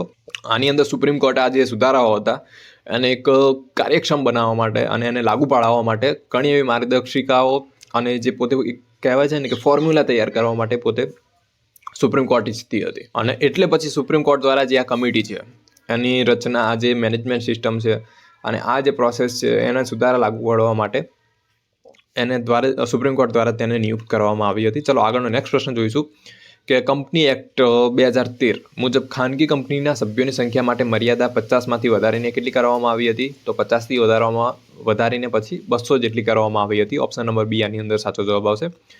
જે 1956ની જે જૂની કંપની અધિનિયમ હતો એની અંદર જે ખાનગી કંપની હતી, પ્રાઇવેટ કંપની હતી, એના સભ્યોની જે મર્યાદા હતી એ 50 જેટલી હતી. ઈસવીસન 1956નો જે જૂનો કંપની અધિનિયમ હતો એની અંદર પછી 2013નો જે નવો કંપની અધિનિયમ જ્યારે બહાર પાડવામાં આવ્યો ત્યારે પછી એ 50 જેટલી સંખ્યાને 200 જેટલા સભ્યો સુધી વધારવામાં આવેલી હતી. ચલો નેક્સ્ટ આનો પ્રશ્ન જોઈશું કે કંપની અધિનિયમ 2013ના કાયદાની અંદર ઓડિટના ધોરણોને કાનૂની માન્યતા આપવામાં આવી છે અને તેનું નોટિફિકેશન કોણ કરશે? તો ઓપ્શન નંબર એ સાચો જવાબ આવશે કે NFRA એટલે કે નેશનલ ફાઇનાન્શિયલ રિપોર્ટિંગ ઓથોરિટી દ્વારા તેનું નોટિફિકેશન જાહેર કરવામાં આવશે. આની અંદર ઘણી બધી સંસ્થાઓ લખેલી હોય છે કે જેની જાણકારી આપણને હોતી નથી અને બે રેક ખોલીને તમે જોવા જઈએ તો એની અંદર પણ આવી સંસ્થાઓ વિશે માહિતી આપવામાં આવતી નથી. તો જે NFRA જે સંસ્થા છે પોતે એક સ્વતંત્ર સંસ્થા છે, કે એટલે કે સ્વતંત્ર રીતે પોતે કામ કરતી હોય છે અને તેનું પોતાનું મુખ્ય કામ કહેવાય તો કે પોતે ઓડિટના જે ધોરણો હોય છે એ પાસ કરે છે. તો આ પ્રશ્નની અંદર એમ દર્શાવેલ છે કે જો કોઈ કંપની દ્વારા ઓડિટિંગના જે ધોરણો હોય છે, ઓડિટિંગની જે ક્રાઇટેરિયા હોય છે, ઓડિટિંગ દ્વારા જે માપદંડો આપવામાં આવેલા હોય છે એ ધોરણોનું પાલન ના કરે તો NFRA એટલે કે નેશનલ ફાઇનાન્શિયલ રિપોર્ટિંગ ઓથોરિટી દ્વારા તેને નોટિસ આપીને તેના ઉપર એક્શન લઈ શકે છે. ચલો આગળનો પ્રશ્ન જોઈએ. કોફિશિટ પર એલિયમ ફેસિટ પર છે, એટલે કે જે બીજા દ્વારા કંઈક કરાવે છે તે પોતે કરે છે. આનો અર્થ શું થાય છે? આ જે મેક્ઝિમ છે એનો અર્થ શું થાય છે? તો એજન્ટનું કાર્ય પ્રિન્સિપાલનું કાર્ય છે. શબ્દ છે કે એજન્ટનું કાર્ય એ પ્રિન્સિપાલનું કાર્ય છે. તો સ્વાભાવિક રીતે એનો અર્થ એમ થાય છે કે જે કંઈ એજન્ટ દ્વારા કરવામાં આવે છે એ જ તેના પ્રિન્સિપલ દ્વારા કરવામાં આવે છે. તો આ વાક્યને સમજવા માટે પહેલા એ વિચારવું પડશે કે એજન્ટ કોણ છે અને પ્રિન્સિપલ કોણ છે, બરાબર? તો એજન્ટ અને પ્રિન્સિપલને આપણે સમજીએ તો એજન્ટ એ એવી વ્યક્તિ છે કે જે પ્રિન્સિપાલ એટલે કે જે મુખ્ય વ્યક્તિ હોય છે એના માટે કામ કરતી હોય છે અને પ્રિન્સિપાલ એજન્ટને કોઈ ચોક્કસ કામ કરવા માટે તેને અધિકાર આપ્યો છે. તો હવે આ જે ઉપરની જે મેક્ઝિમ લખેલી હતી એનો અર્થ સ્વાભાવિક રીતે એવી રીતના થાય કે એજન્ટ દ્વારા કરવામાં આવેલ કોઈ પણ કાર્ય માટે પ્રિન્સિપાલ જવાબદાર ગણાય છે. ઉદાહરણ તરીકે જો કોઈ કંપનીનો એજન્ટ એટલે કે કોઈ કર્મચારી હોય છે એ કોઈ ગ્રાહક સાથે કરાર કરે છે તો તે કરાર માટે કંપની પોતે પ્રિન્સિપાલ તરીકે રહી ચૂકી છે, કારણ કે કંપની જ પોતે કર્મચારી એટલે કે પોતે જે એજન્ટ હોય છે એને સત્તા આપે છે કે તારે ગ્રાહક સાથે આવી રીતે કાર્ય કરવાનું. તો આ જે ગ્રાહક બંને વચ્ચે ગ્રાહક અને જે એજન્ટ કહેવાય છે એ બંને વચ્ચે જે કરાર થાય છે એ કરારની અંદર ઇન ફ્યુચર કંઈ નુકસાન જાય, ઇન ફ્યુચર કંઈ એવું કાર્ય થાય તો એના માટે રિસ્પોન્સિબલ કંપની જ ગણાય છે, કારણ કે કંપની એ પોતે પ્રિન્સિપાલ છે. ચલો નેક્સ્ટ પ્રશ્ન છે કે કયા કેસની અંદર કોન્ટ્રાક્ટની ગોપનીયતા એટલે કે પ્રાઇવેસીનો ખ્યાલને નકારી કાઢવામાં આવી હતી? તો ઓપ્શન નંબર બી સાચો જવાબ હશે કે ડોનોહ્યુ વર્સિસ સ્ટીવનસન. ઓપ્શન નંબર બી આની અંદર સાચો જવાબ હશે કે આની અંદર એક મહિલાએ જિંજીર બિયરની બોટલ ખરીદી હતી જેની અંદરથી એક સડેલું ગોકળ ગાય હતું એ નીકળેલું હતું. તો એના પછી એ મહિલા પોતે બીમાર પડી ગઈ હતી. તો બોટલનો જે ઉત્પાદક હતો એના સામે દાવો કરવામાં આવે છે. તો આની અંદર આ કેસે એ સાબિત કર્યું હતું કે જો કોઈ ઉત્પાદકે કંઈક ખોટું બનાવ્યું છે અને તેનાથી કોઈને નુકસાન થાય છે તો પછી પીડિત વ્યક્તિ જે હોય છે એને પીડિત વ્યક્તિ પોતે ઉત્પાદક સામે દાવો કરી શકે છે, ભલે તેણે ઉત્પાદક સાથે કોઈ પણ પ્રકારનો કોઈ કરાર ના કર્યો હોય તો પણ તે દાવો કરી શકે છે. ચલો નેક્સ્ટ પ્રશ્ન જોઈએ કે હોસ્પિટલોમાં આપવામાં આવતી મેડિકલ સેવાઓની ગુણવત્તામાં બદલાવ અને મેડિકલ વ્યવસાયિકોની જવાબદારી પર સુપ્રીમ કોર્ટે નીચેના જે કિસ્સાઓ છે, નીચેના જે કેસ છે એની અંદર કયા કેસ પર ભાર મૂક્યો હતો? તો ઓપ્શન નંબર બી સાચો જવાબ આવશે કે Indian Medical Association versus VP Shantha અને અન્ય. સુપ્રીમ કોર્ટ દ્વારા જે 1995ની અંદર ડિસિઝન લેવામાં આવેલું હતું કે કોઈ પણ દર્દીને સારી રીતે સારવાર પોતે મેળવવાનો પોતે અધિકાર ધરાવે છે અને ડૉક્ટરોએ દર્દીઓને સારી રીતે સારવાર કરવી જોઈએ. અને જો કોઈ પણ ડૉક્ટર હોય છે એ પોતાની ફરજ નિભાવવા માટે નિષ્ફળ જાય છે તો પછી તેને સજા થઈ શકે છે. ચલો આગળનો પ્રશ્ન જોઈએ કે ડ્રાઇવિંગ લાઇસન્સના નવીનીકરણ એટલે કે રિન્યુઅલ માટે મોટર વાહન અધિનિયમ 1988ની કઈ કલમ હેઠળ ઉલ્લેખ કરવામાં આવેલ છે? એટલે કે જે લાઇસન્સનું રિન્યુ કરવામાં આવે છે એ કઈ કલમ હેઠળ તેને મેન્શન કરવામાં આવેલું છે? તો ઓપ્શન નંબર ડી સાચો જવાબ આવશે કે કલમ 15ની અંદર. આગળનો પ્રશ્ન છે કે આઈપીસીની કલમ 82 શેનું ઉદાહરણ છે? તો ઓપ્શન નંબર બી સાચો જવાબ આવશે કે કાયદાની ધારણા. કાયદાની ધારણા એટલે શું? એટલે કે કોઈ પણ ચોક્કસ પરિસ્થિતિની અંદર કાયદો પોતે એવી ધારણા કરે છે કે કોઈ ચોક્કસ તથ્ય સાચું છે. આ ધારણા કોર્ટને આપમેળે સ્વીકારવી જ પડે છે જ્યાં સુધી કોઈ પણ વિરોધી પક્ષ તેને ખોટી રીતે સાબિત ના કરે ત્યાં સુધી. અને આઈપીસીની જે કલમ 82 છે એ એમ કહે છે કે જ્યારે કોઈ 7 વર્ષનું બાળક હોય છે, 7 વર્ષથી પણ નાનું બાળક હોય છે, એ કોઈ ગુનો કરી શકતું નથી. એ આઈપીસીની કલમ 82 દ્વારા કહેવામાં આવે છે. એટલે કે જો કોઈ પણ 7 વર્ષથી નીચેની વયનું કોઈ બાળક દ્વારા કોઈ કૃત્ય કરવામાં આવે છે તો તે કાયદો આપમેળે જ ધારણ કરે છે કે બાળકે તે કૃત્ય જાણીબૂજીને કર્યું નથી, તેથી તે પોતે ગુનો કર્યો નથી અને તે ગુનો ગણવામાં આવે નહીં. એટલે જે આઈપીસીની કલમ 82 છે એ કાયદાની ધારણા સાથે સંબંધિત છે. ચાલો આગળનો પ્રશ્ન જોઈશું. 70મા નંબરનો મેક્ઝિમ વિશે છે. નેમો મોરી ટ્રસ પ્રેઝમ્પ્ટર મેનિટરી નો અર્થ શું થશે? તો આની અંદર ઓપ્શન નંબર ડી સાચો જવાબ આવશે કે મરણ સૈયા પર પડેલો માણસ ખોટું બોલી શકે નહીં. આગળનો પ્રશ્ન જોઈશું કે જો સેશન કોર્ટથી નીચલી કોર્ટ હત્યાના કેસનો ન્યાય કરે છે તો તે કોર્ટને શું કહેવામાં આવે છે? તો ઓપ્શન નંબર બી સાચો જવાબ આવશે કે કોરમ નોન જ્યુડિસ તરીકે તે ઓળખવામાં આવશે. કારણ કે કોર્ટની અંદર ન્યાયિક અધિકાર ન હોય તેવી સ્થિતિમાં જ્યારે કોઈ કોર્ટને એવો સત્તા નથી, પોતાને કોઈ અધિકાર નથી, તેવી પરિસ્થિતિની અંદર જ્યારે કોઈ પણ કોર્ટ પાસે કોઈ ચોક્કસ કેસની સુનાવણી કરવાનો અધિકાર ના હોય તો સ્વાભાવિક રીતે તેને કોરમ નોન જ્યુડિસ તરીકે જ ઓળખવામાં આવે છે. દાખલા તરીકે હત્યા જેવી કોઈ ગંભીર પ્રકારના ગુના હોય છે, એની જે સુનાવણી કરવા માટે સામાન્ય રીતે સેશન કોર્ટ હોય છે એનો જ અધિકાર હોય છે. અને જ્યારે કોઈ સેશન કોર્ટથી નીચલી કક્ષાની જે કોર્ટ હોય છે એ આવા કેસની જ્યારે સુનાવણી કરે છે તો તે કોર્ટ આવા કેસ સાંભળવાનો અધિકાર નથી, અને ત્યાંથી જ તેને આ કોરમ નોન જ્યુડિસ તરીકે ઓળખવામાં આવે છે. આગળનો પ્રશ્ન જોઈશું કે SFIOનો અર્થ શું થાય છે, એનું ફૂલ ફોર્મ શું થશે? તો Serious Fraud Investigation Office. Option number A સાચો જવાબ આવશે કે ગંભીર છેતરપિંડી તપાસ કચેરી તરીકે તેને ઓળખવામાં આવશે, જે એક ભારતીય સરકાર દ્વારા સ્થાપિત એક મહત્વપૂર્ણ એજન્સી તરીકે ઓળખાય છે, જે કંપનીઓ અને અન્ય જે વ્યવસાયિક ઓક્યુપેશન સાથે જોડાયેલા હોય છે તેના દ્વારા આપવામાં આવેલી જે ગંભીર પ્રકારની આર્થિક અને દોષિત છેતરપિંડી અથવા તો ફ્રોડ કરવામાં આવે છે તેના કેસોની તપાસ કરે છે આ સંસ્થા. ચલો નેક્સ્ટ પ્રશ્ન જોઈશું કે કંપની અધિનિયમ 2013ની કઈ જોગવાઈ કંપનીઓને તેમના મુક્ત અનામત ખાતું, સિક્યુરિટી પ્રીમિયમ ખાતું અથવા તો CRR એકાઉન્ટમાંથી તેના શેર ધારકોને બોનસ શેર આપી શકે છે કે જે સામાન્ય સભામાં મંજૂરી જેવી કેટલીક શરતોનું પાલનને આધીન છે? તો ઓપ્શન નંબર સી સાચો જવાબ આવશે કલમ 63 પ્રમાણે. આગળનો પ્રશ્ન છે કે આર્ટિકલ 368 હેઠળ મૂળભૂત અધિકારોને સુધારવાની શક્યતા વિશેનો પ્રશ્ન પ્રથમ વખત કયા કેસની ચર્ચામાં કરવામાં આવ્યો હતો? તો ઓપ્શન નંબર એ સાચો જવાબ આવશે કે શંકરી પ્રસાદ વર્સિસ ભારત સંઘ દ્વારા. 75મો પ્રશ્ન છે કે એવો કાયદો જે મૂળભૂત અધિકારોનું ઉલ્લંઘન કરે છે તે રદબાતલ અથવા શરૂઆતથી જ રદબાતલ નથી પરંતુ ફક્ત લાગુ ન થઈ શકે તેવો બને છે, તો આ સિદ્ધાંત જે છે, ડોક્ટ્રિન છે, તેને શું કહેવામાં આવે છે? તો ઓપ્શન નંબર ડી સાચો જવાબ આવશે ગ્રહણના સિદ્ધાંત તરીકે, એટલે એક્સપ્રિક્સના સિદ્ધાંત તરીકે તેને ઓળખવામાં આવે છે. જ્યારે કોઈ પણ નવો કાયદો બનાવવામાં આવે છે ત્યારે તે બંધારણના મૂળભૂત અધિકારોનું ઉલ્લંઘન કરે તો એ નવો જે કાયદો બનાવવામાં આવે તે સંપૂર્ણપણે અમાન્ય થઈ જતો નથી, પરંતુ જ્યારે મૂળભૂત અધિકારોનું જ્યારે ઉલ્લંઘન કરવામાં આવે છે તે મૂળભૂત અધિકારોના અંશે તે ગ્રહણ તરીકે કાર્ય કરે છે. મતલબ કે તે કાયદો ગ્રહણ થઈ જાય છે, એટલે કે લાગુ ન થઈ શકે એવી પરિસ્થિતિ સ્થાપિત થાય છે. ચલો આગળનો પ્રશ્ન જોઈશું કે તકની સમાનતાના કારણો ભેદભાવને સ્વીકારે છે, જે સુપ્રીમ કોર્ટના કયા કેસની અંદર કર્યું હતું? તો ઓપ્શન નંબર બી સાચો જવાબ આવશે કે ઇન્દિરા સાહની વર્સિસ ભારત સંઘ દ્વારા. ઓપ્શન નંબર બી સાચો જવાબ આવશે. આગળનો પ્રશ્ન છે કે એક એક્ઝિક્યુટિવ મેજિસ્ટ્રેટ વારંવાર ગુના કરતા હોય તેવા વ્યક્તિ પાસે સારી વર્તણૂક જાળવવા માટે કેટલા સમયની સુરક્ષાની જરૂર પડી શકે છે? તો ઓપ્શન નંબર ડી સાચો જવાબ આવશે કે 3 વર્ષની. જે રીટા ગુનેગારો હોય છે એના પાસે સારી વર્તણૂક જાળવવા માટે 3 વર્ષના સુરક્ષાની જરૂર પડી શકે છે. આગળનો પ્રશ્ન જોઈએ ક્રિમિનલ પ્રોસિજર કોડની કલમ એટલે કે CRPCની કલમ 167 મુજબ કસ્ટડીની પ્રકૃતિને ન્યાયિક કસ્ટડીમાંથી પોલીસ કસ્ટડીમાં અને તેનાથી વિપરીત બદલી શકાય છે. આ ફેરફાર કઈ અવધિ દરમિયાન કરી શકાય છે? તો 14 દિવસ સુધી.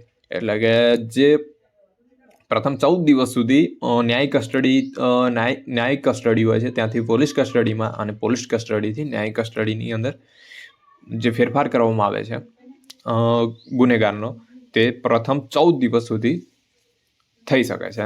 ચલો આગળનો પ્રશ્ન જોઈએ કે ભારતીય દંડ સંહિતાની કઈ કલમ હેઠળ પોલીસ અધિકારી માટે ફરજિયાત છે કે તે ધરપકડ કરાયેલ વ્યક્તિને ધરપકડના કારણો અને જામીનના અધિકાર વિશે માહિતી આપે જો ગુનો બિનજામીનપાત્ર ન હોય તો કલમ 105 પ્રમાણે ઓપ્શન નંબર બી સાચો જવાબ આવશે. આગળનો પ્રશ્ન છે કે ક્રિમિનલ પ્રોસિજર કોડમાં કલમ 41B કયા નિર્ણયના આધારે ઉમેરવામાં આવી હતી? તો DK બાસુ વર્સિસ પશ્ચિમ બંગાળનો જે કેસ હતો તેના આધારે ઉમેરવામાં આવી હતી. આ જે કેસ હતો એટલે કે DK બાસુ વર્સિસ જે પશ્ચિમ બંગાળ રાજ્યનો જે કેસ હતો એની અંદર જે DK બાસુ નામનો એક વ્યક્તિ હતો એને પોલીસે ગેરકાયદેસર રીતે ધરપકડ કરવામાં આવી હતી, તેની સાથે મારકૂટ કરવામાં આવી હતી. અને આ કેસે સુપ્રીમ કોર્ટની અંદર જ્યારે સુપ્રીમ કોર્ટની અંદર ગયો હતો ત્યારે સુપ્રીમ કોર્ટ દ્વારા એમ નિર્ણય કરવામાં આવ્યો હતો કે પોલીસ દ્વારા ધરપકડ કરવામાં આવેલી વ્યક્તિ માટે મારકૂટ કરવી એ માનવ અધિકારો જે છે કોન્સ્ટિટ્યુશનની અંદર જે માનવ અધિકારો આપવામાં આવેલા છે એનું ઉલ્લંઘન કરે છે. કોર્ટે પછી નિર્ણય લીધેલો હતો કે આવા જ્યારે કિસ્સાઓ હોય છે એને રોકવા માટે આવા કિસ્સાઓ ફરીથી ના બને એના માટે કેટલાક નિયમો બનાવ્યા અને એ પછીથી કલમ 41Bની અંદર તેનો સમાવેશ કરવામાં આવ્યો. ચલો આગળનો 81મો પ્રશ્ન જોઈએ કે કલમ ખાલી જગ્યા મુજબ જો કોઈ વ્યક્તિને માનસિક રીતે અસ્વસ્થ જાહેર કરવામાં આવે તો તે વ્યક્તિ મેડિકલ બોર્ડ સમક્ષ અપીલ કરી શકે છે, જેમાં મનોચિકિત્સાના વિભાગના વડા અને મેડિકલ કોલેજના ફેકલ્ટી સભ્યો હોય છે. તો કઈ કલમ પ્રમાણે? તો 328(2) પ્રમાણે.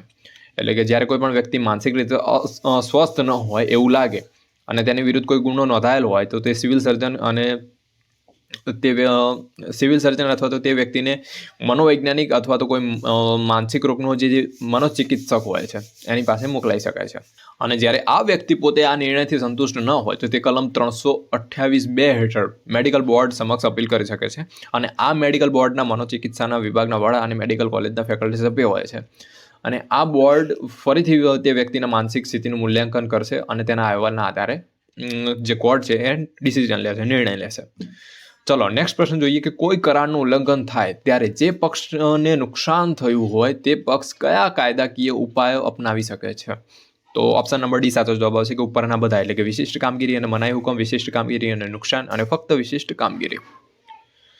આની અંદર જે વિશિષ્ટ કામગીરી છે એટલે કે જ્યારે કોર્ટ કરાર ભંગ કરનાર પક્ષને કરારની અંદર જે કામ કરવાનું કહેવાયું હતું તે કામ કરવાનો આદેશ આપી શકે છે. ઉદાહરણ તરીકે જ્યારે કોઈ પણ વ્યક્તિ કોઈ મકાન અથવા તો જમીન વેચવાનો કરાર કર્યો હોય અને પછી એ વ્યક્તિ પોતે વેચવાનું ના પાડે તો ખરીદનાર કોર્ટની અંદર જઈને એ જમીન અથવા તો મકાન વેચવાનો આદેશ મેળવી શકે છે. એને વિશિષ્ટ કામગીરી તરીકે અહીંયા લીધેલ છે. હવે આની અંદર બીજો એક શબ્દ આપેલ છે કે મનાઈ હુકમ. હવે આનો સ્વાભાવિક રીતે અર્થ એ થાય છે કે કોર્ટ કોઈ કરારનો ભંગ કર્યો હોય એવા પક્ષને કોઈ ચોક્કસ કામ કરવાથી તે રોકી શકે છે. દાખલા તરીકે જો કોઈ વ્યક્તિને પાસે એવી કોઈ ગુપ્ત માહિતી જાહેર ન કરવાનો કરાર કરેલો હોય અને તે પછીથી તે માહિતી જાહેર કરે તો કોર્ટ મતલબ કે કોર્ટ દ્વારા તેને તે માહિતી જાહેર કરવાથી તે પોતે રોકી શકે છે, જેને ઇન્જેક્શન તરીકે ઓળખવામાં આવે છે, મનાઈ હુકમ. આપણે આગળ જોઈ ગયા એ પ્રમાણે મનાઈ હુકમ એટલે કે ઇન્જેક્શનના પણ બે પ્રકાર પડે છે કે ટેમ્પરરી ઇન્જેક્શન અને પરમેનન્ટ ઇન્જેક્શન. આની અંદર બીજો એક શબ્દ છે કે નુકસાન. તો નુકસાનનો સ્વાભાવિક રીતે અર્થ એ થાય છે કે કોર્ટ કરાર ભંગ કરનાર પક્ષને નુકસાનની ભરપાઈ કરવાનો પણ આદેશ આપી શકે છે. ઉદાહરણ તરીકે કોઈ વ્યક્તિએ કોઈ વસ્તુ ખરીદી હોય અને તે વસ્તુ ખરાબ નીકળે તો તે વ્યક્તિ કોર્ટની અંદર જઈને વસ્તુની કિંમત અથવા તો નુકસાનની ભરપાઈ કરવા માટે તે દાવો કરી શકે છે. મતલબ કે કહેવાનો ભાવાર્થ કે અહીંયા જે પ્રશ્ન આપેલ છે કે કોઈ કરારનું ઉલ્લંઘન થાય છે ત્યારે જે પક્ષને નુકસાન થયું હોય તે આ ત્રણ ઓપ્શન એટલે કે વિશિષ્ટ કામગીરી અને મનાઈ હુકમ દ્વારા, વિશિષ્ટ કામગીરી અને નુકસાન દ્વારા અને ફક્ત વિશિષ્ટ કામગીરી દ્વારા તે પોતે કાયદાકીય ઉપાયો અપનાવી શકે છે. ચલો આગળનો નેક્સ્ટ પ્રશ્ન જોઈશું 83મો. એ દિલ્હીની અંદર રહે છે અને બી આગ્રાની અંદર રહે છે. બીએ એ પાસેથી બનારસની અંદર ₹20,000 ઉધાર લીધેલા હતા અને એ બદલે એને બનારસમાં ચૂકવવાની એક પ્રોમિસરી નોટ આપી હતી.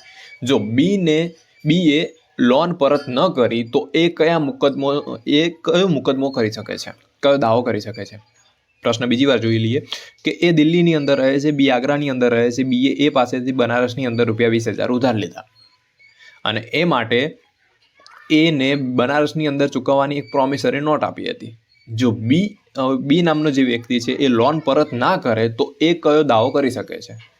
મતલબ કે કઈ જગ્યાએ દાવો કરી શકે છે? તો બનારસની અંદર દાવો કરી શકશે અને અથવા તો આગ્રાની અંદર દાવો કરી શકશે. ઓપ્શન નંબર એ આની અંદર સાચો જવાબ આવશે.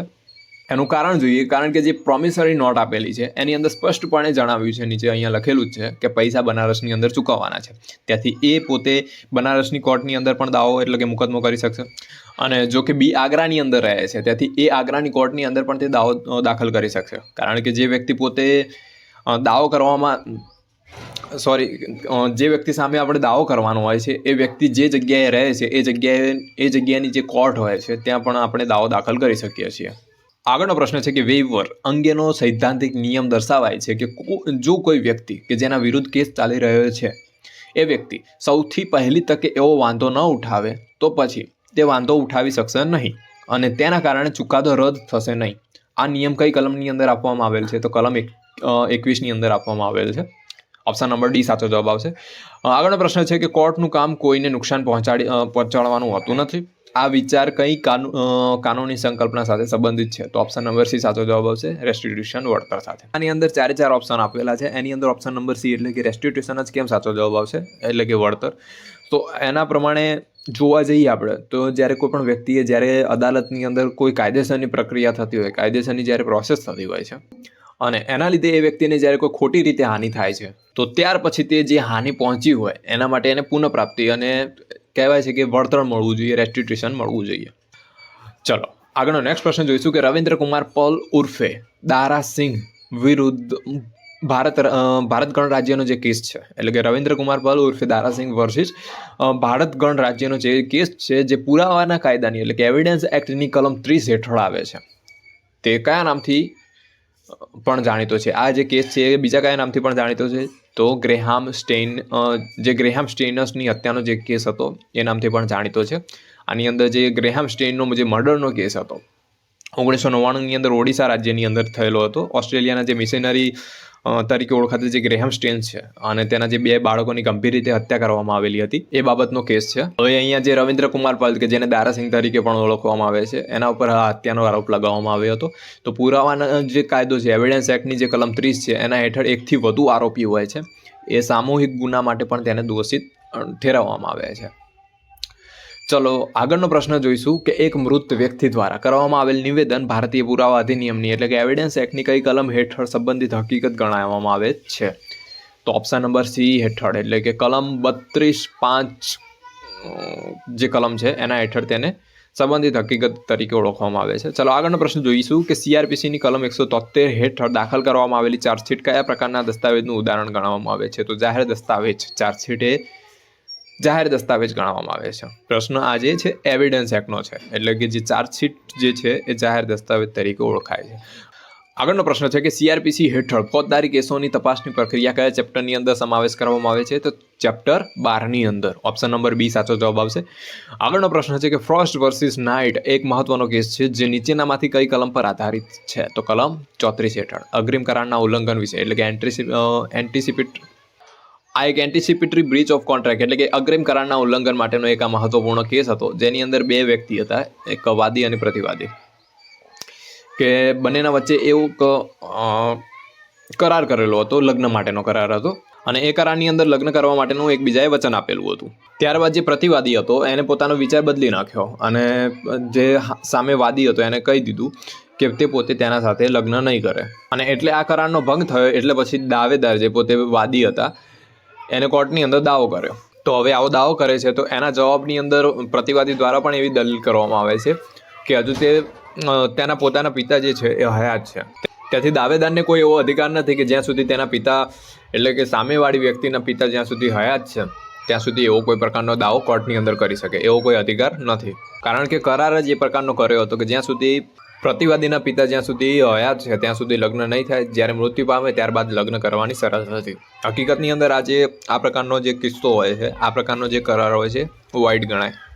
આગળનો પ્રશ્ન છે કે નીચેનામાંથી કયો કાયદો સમાનતાના એટલે કે ઇક્વિલિટી પર આધાર છે? તો ઓપ્શન નંબર ડી સાચો જવાબ હશે કે વિશિષ્ટ રાહત અધિનિયમ 1963નો જે કાયદો છે એ ઇક્વિલિટી પર આધારિત છે, કારણ કે આ કાયદા દ્વારા કાયદાકીય ઉપાયો પ્રદાન કરવામાં આવતા હોય છે. ચલો આગળનો નેક્સ્ટ પ્રશ્ન જોઈશું કે વિશિષ્ટ રાહત અધિનિયમની કઈ કલમની અંદર તાત્કાલિક કામ ચલાઉ મનાઈ હુકમને વર્ણવવામાં આવ્યો છે? તો ઓપ્શન નંબર સી સાચો જવાબ આવશે કલમ 37ની અંદર.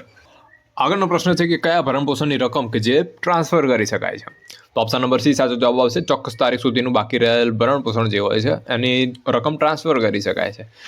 મતલબ કે ચોક્કસ તારીખ સુધીનું જે બાકી રહેલ ભરણપોષણ હોય છે એની જે રકમ હોય છે એ પહેલેથી એપ્રૂવ થઈ ગયેલ હોય પણ તેને ચૂકવવામાં આવતું નથી હોતું, એટલે એ રકમ જે હોય છે એને ટ્રાન્સફર કરી શકાતી હોય છે. ચલો નેક્સ્ટ આપણે પ્રશ્ન જોઈશું આગળનો. મિલકતને એટલે કે પ્રોપર્ટીને બંધન હેઠળ રાખવા માટેનો મહત્તમ સમયગાળો કેટલો હોય છે? તો ટ્રાન્સફર સમયે જીવિત એક અથવા તો વધુ લોકોને તેમના જીવનકાળ સુધી અને અજાત બાળકના સગીરાવસ્થાના સમયગાળા સુધી તેનો મહત્તમ સમયગાળો હોય છે. ઓપ્શન નંબર સી આની અંદર સાચો જવાબ આવશે. એટલે કે જે આજે TP એક્ટ છે, ટ્રાન્સફર ઓફ પ્રોપર્ટી એક્ટ 1882ની જે જોગવાઈઓ આપેલી હોય છે એના પ્રમાણે આપણે જોવા જઈએ તો જ્યારે મિલકતનું ટ્રાન્સફર કરવામાં આવે છે એ વખતે એક અથવા તો વધુ જે હયાત લોકો હોય છે એ વ્યક્તિઓના પોતાના જીવનકાળ સુધી અને અજાત બાળક એટલે કે જે જન્મેલું ના હોય એવા બાળક જ્યારે તે પોતે સગીર અવસ્થા ધારણ કરે ત્યાં સુધીનો જે સમયગાળો છે આની અંદર દર્શાવવામાં આવેલ છે. ઓપ્શન નંબર બી આમાં સાચો જવાબ આવશે. આગળનો પ્રશ્ન જોઈએ કે જો કોઈ વ્યક્તિએ અન્ય વ્યક્તિને શારીરિક પીડા, રોગ અથવા અશક્તિ પેદા કરે તો તેણે પીડિત પર શું કર્યું કહેવામાં આવે છે? તો ઓપ્શન નંબર બી સાચો જવાબ આવશે ઈજા. જે આઈપીસીની કલમ 319ની અંદર દર્શાવવામાં આવેલ છે. આગળનો પ્રશ્ન જોઈશું કે ચૂંટણીમાં ખોટું નામ ધારણ કરવું એ ભારતીય દંડ સંહિતા એટલે કે આઈપીસીની કઈ કલમ હેઠળ ગુનો બને છે? તો 171D ઓપ્શન નંબર ડી સાચો જવાબ આવશે. કે આગળનો પ્રશ્ન જોઈશું કે રમણને રાજુના ઘરની ચાવી મળી છે, એ રાજુએ ગુમાવી હતી. આ ચાવી રાજુએ ગુમાવી હતી, જે રમણને મળી હતી. તો રમણે તે ચાવી વડે દરવાજો ખોલીને રાજુના ઘરની અંદર પ્રવેશ કરીને ઘરમાં અપપ્રવેશ કરે છે. તો રમણે કયો ગુનો કર્યો કહેવામાં આવે છે? તો ઘરફોડ. ઓપ્શન નંબર સી સાચો જવાબ આવશે. ટ્રેસપાસનો ગુનો કર્યો કહેવાશે. ચલો નેક્સ્ટ આગળનો પ્રશ્ન જોઈશું કે નીચેનામાંથી કોણે અપરાધને સમગ્ર સમાજને ધ્યાનમાં રાખીને જોતા જાહેર હકો અને ફરજોનું ઉલ્લંઘન તરીકે વ્યાખ્યાયિત કરે છે? તો ઓપ્શન નંબર એ સાચો જવાબ આવશે. બ્લેકસ્ટોન. બ્લેકસ્ટોને વ્યાખ્યા આપેલી હતી કે અપરાધ માત્ર વ્યક્તિને જ નહીં પરંતુ સમગ્ર સમાજને તે અસર કરે છે. ચલો આગળનો નેક્સ્ટ પ્રશ્ન જોઈશું કે નીચેનામાંથી કોણ જાહેર સેવક નથી? તો ઓપ્શન નંબર સી સાચો જવાબ આવશે. કોઓપરેટિવ સોસાયટીના જે સચિવ હોય છે એટલે કે સેક્રેટરી ઓફ કોઓપરેટિવ સોસાયટી, એ પોતે જાહેર સેવક તરીકે તેમની જોગવાઈ કરવામાં આવેલી નથી. ચાલો આગળનો પ્રશ્ન જોઈશું છેલ્લો કે સંપૂર્ણ ગ્રામીણ રોજગાર યોજના એટલે કે SGRY એટલે કે યુનિવર્સલ રૂરલ એમ્પ્લોયમેન્ટ પ્રોગ્રામ 2001માં શરૂ કરવામાં આવી હતી અને તેને કોના દ્વારા અમલમાં મૂકવામાં આવી હતી? તો પંચાયતી રાજની સંસ્થાઓ દ્વારા તેને અમલમાં મૂકવામાં આવેલી હતી. ક્યારે? એવો કદાચ પ્રશ્ન પૂછી જાય તો કે ક્યારે અમલમાં મૂકવામાં આવેલી હતી? તો 25 સપ્ટેમ્બર 2001ના રોજ.